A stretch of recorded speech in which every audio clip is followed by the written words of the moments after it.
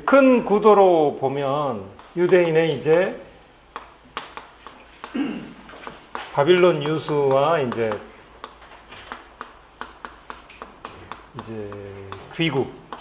귀국이라고 할까요? 그러면서 이 귀국하면서 이제 성전 문화라는 게 이제 본격적으로 등장하는 걸로 보입니다. 이 성전 문화는 전에는 언급해드리지 않았지만 이 안에 이데올로기는 바빌론 유수하고 이제 페르시아 이제 바사왕 고레스가 이제 보낸 걸로 했죠. 이 페르시아라는 나라 이 제국에 대한 찬양이라고 하기는 그렇고 긍정성 그럴까요? 페르시아 긍정성이라고 볼 수도 있고 이 표현이 그렇다면 조금 좀 사실적인 표현을 한다면 그 제국에 대한 공격성이 떨어집니다. 제국에 대한 이제 저항정신이 이제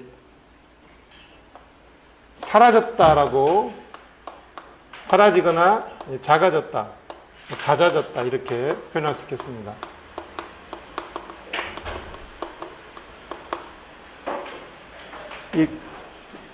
이 부분까지는 공감하실 수 있을 거예요. 근데 이제 이 제국을 이제 부정적으로 보지 않고 긍정적이거나 아니면은 중립적이다. 중립적이라는 말은 그 자체로 긍정적이라고 볼 수 있지 않습니까? 이제 이런 패턴을 가지게 되는 거죠. 결국 그러면서 이제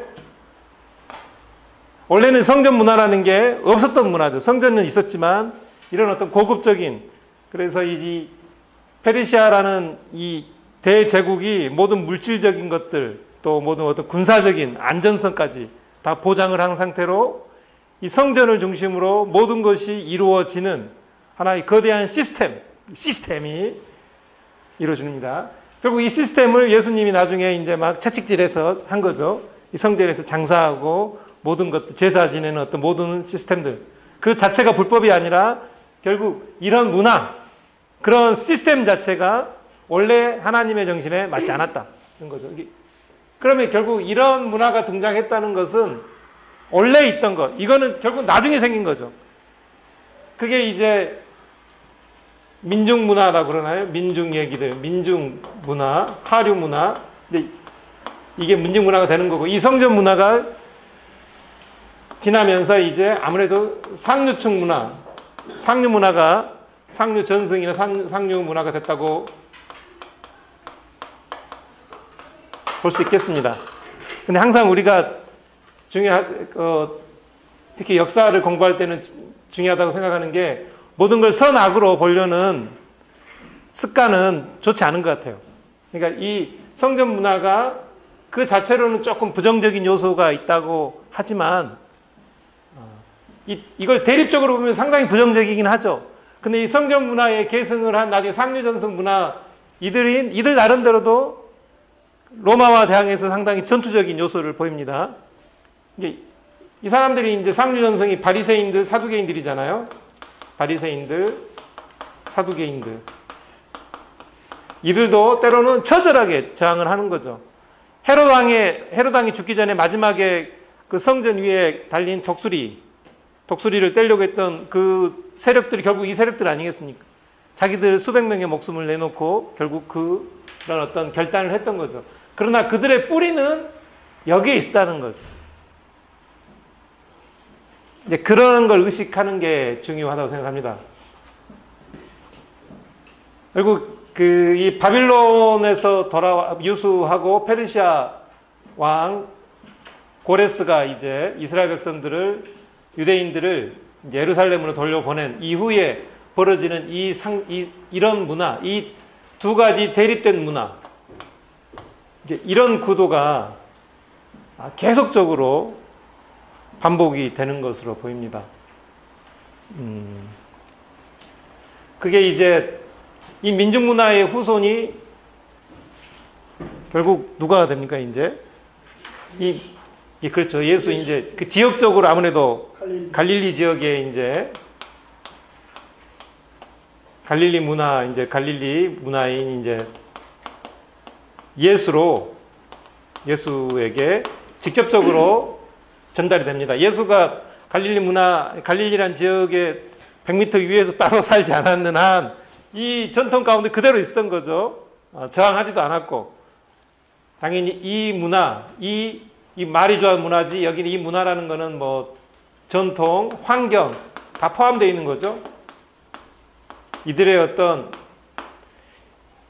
이제 우리 성경적인 용어로는 이게 콘텍스트라 그러나요? 이게 콘텍스트라 그러죠. 콘텍스트. 이 성경의 재료들. 예전에는 조금 중요시 덜 됐던, 그러니까 그 예수님의 살던 여러 가지 경제적인 환경, 정치적인 환경 다 포함된 이 문화죠. 그래서 예수님도 이 직접적으로 이 하류 전통 민중 문화 가운데 있었습니다. 결국 이들이 승리를 하게 되는 거죠. 승리는 이들이 했죠. 분명히 예수님의 제자들 통해서 또 예수님이 십자가에서 죽으심으로 또 부활하심으로 이들이 승리를 했습니다만, 시간이 흐르면서 이 성전 문화와 비슷한 패턴대로 흘러가는 거죠. 가장 이제 극단적인 예가 이제 로마에서, 그렇죠. 로마에서 이제 공인과 이제 국교화가 됐던 겁니다. 그렇죠. 힘 있는 사람들이 자기네들 종교로 인정하는 똑같은 패턴인 거죠. 페르시아 왕이 어찌 보면 너희들 종교를 국교로 인정해 준 거죠. 이스라엘의 국교로 인정해 주고, 그래서 이스라엘 성전에서 적어도 성경에도 나오지만 고레스 왕에 대한 어떤 기원을 해줍니다. 건강하고 뭐 어쨌든 좋은 얘기를 해줘요. 근데 결국 예수님 때까지는 어쨌든 민중문화로 했지만 이 사도 바울 이후에 바울의 어떤 진심이냐 아니냐 그거는 둘째 치고, 결국 기독교는 이 성전 문화 이 패턴대로 이제 흘러가게 되는 거죠.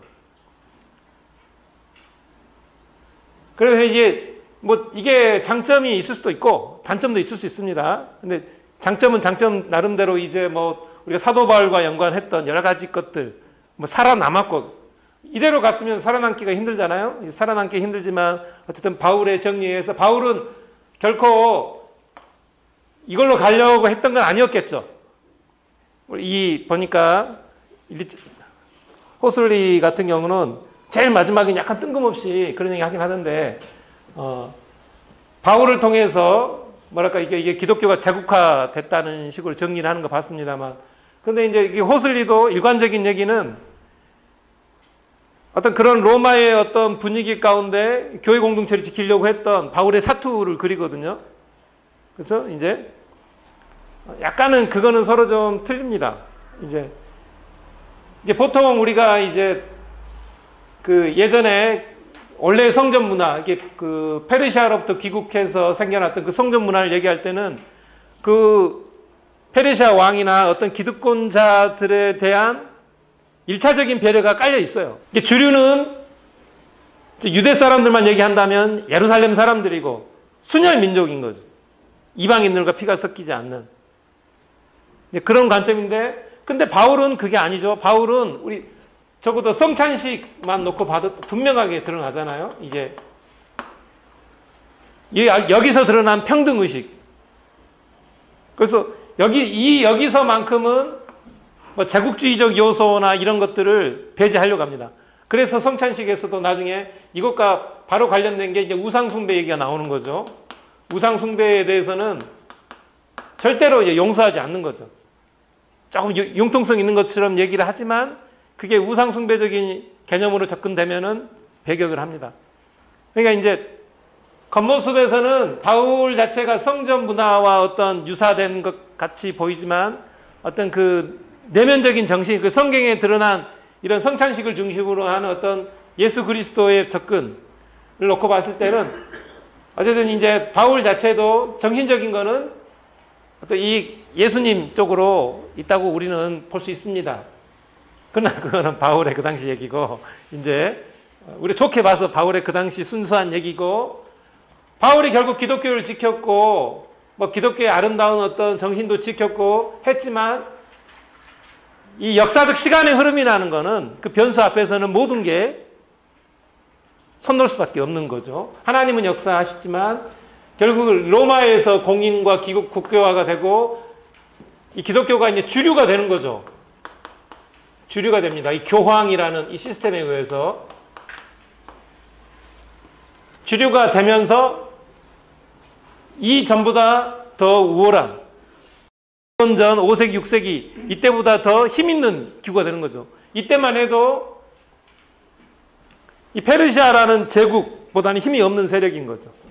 이 페르시아 제국이 안전을 보장해주는 이스라엘의 성전 체제.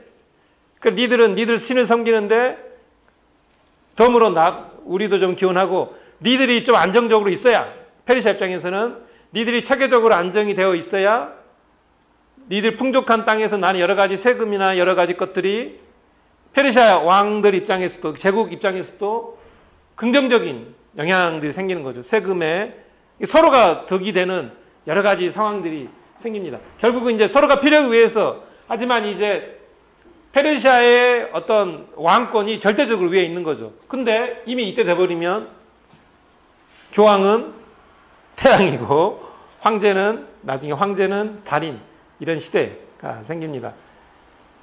결국 이제 이 성전 자체가 원래도 그랬지만 이제 여기 이분들이 항상 하는 얘기, 그리고 우리가 이제 가장 중점적 역사적인 사실이 뭐냐면 성전은 종교적인 기능만 있는 게 아니고 정치적이고, 왜냐하면 제사장들이 이스라엘을 직접 다스렸기 때문에 정치적이기도 하고, 당연히 여러 가지 뭐 세금이나 또 11조 등 헌금 등 그런 기타 여러 가지 등등 해서 경제적인 이 총괄적인 기구였던 거죠.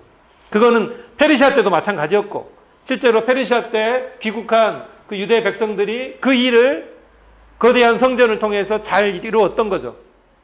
그러면서 이제 이 둘 간격은 이제 갈수록 멀어졌던 거고, 이제 한동안은 이 갈릴리 이런 지역이 이 섬처럼 조금 지냈던 면이 있다고 하죠. 기원전 2세기 중반 이때까지는 뭐 이쪽 이스라엘 예루살렘 쪽에 세금도 별로 안 내고, 그래도 뭐 시간이 흐르면서 약간의 어떤 11조나 이런 것도 생기게 했지만, 결국 이제 헤로드 왕이 등장하고 어떤 이 시스템, 제국의 시스템을 아는 사람들이 등장하면서 이들의 삶이 훨씬 더 이제 핍박되는, 체계적으로 걷기 시작하는 거죠. 이제 군대를 동원하고 경찰력이 등장하고, 그러면서 이제 여러 가지 집단 책임 체제 기타 등등으로 해서 모두가 망해가는, 이제 이런 게 이제 생겼던 것입니다. 이 성전이라는 것이 결국 그런 일을 했죠.